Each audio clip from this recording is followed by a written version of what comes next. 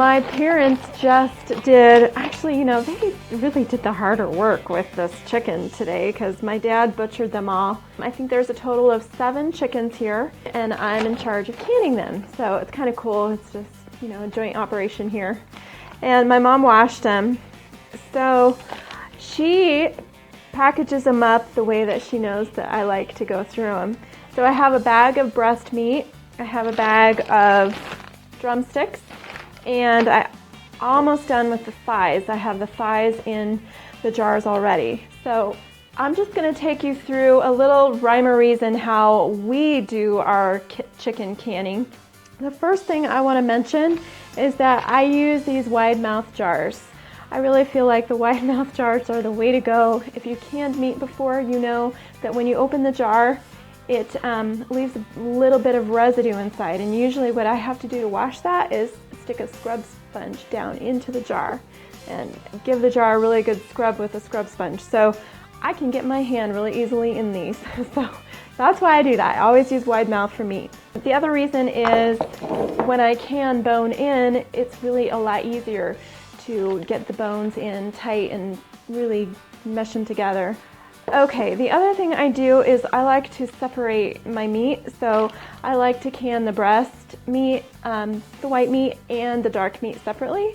So all of my white meat is going to go in jars by themselves, and then my dark meat is in their own jars. The other thing I do is, well, my dad already did it for me today. This is a drumstick, and I cut the joint off.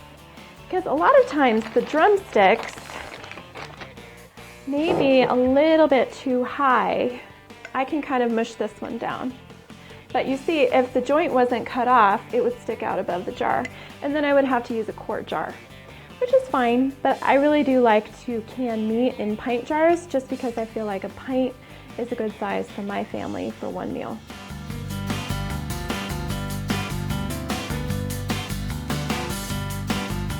Okay, so what else I have here is these are the wings, and we never can the wings. We always just cook the wings and we'll eat them. We love spicy chicken wings.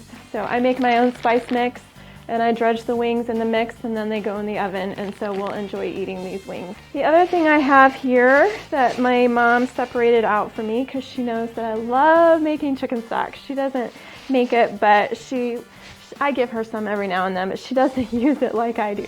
So I have a whole pantry full of stock. But this is the time of year where we are working really hard to preserve our meat.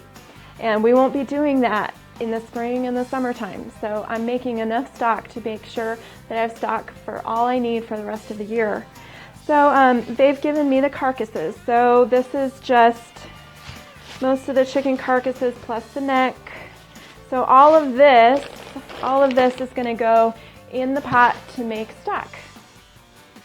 The only other really good tidbit of information I feel like is really worthwhile is that when you put your drumsticks in the jar, put some of them right side up, fill your jar. So I have 3 in there like that. And then I'll start putting some upside down. So I'm just filling my gaps.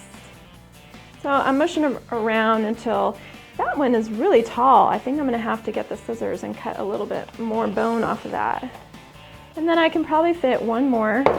So, I mean, you see, it's just kind of like a puzzle, mushing it down in there.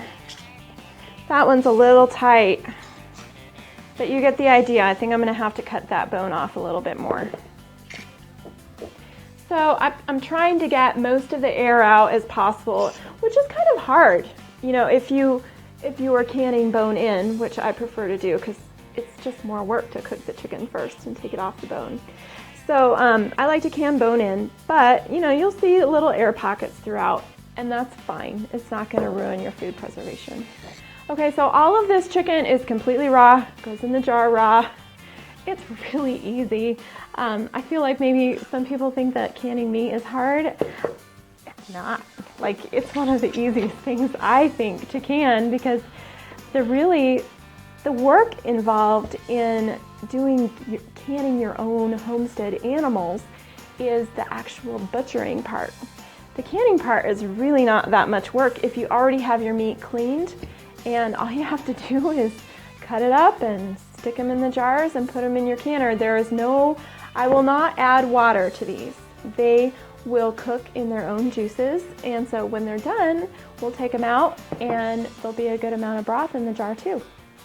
If you like this video, we would love for you to check out this list of amazing people.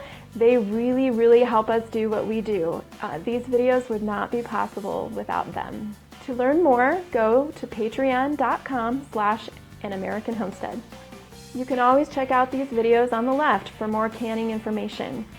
Please like and subscribe. We'll see you next time on An American Homestead.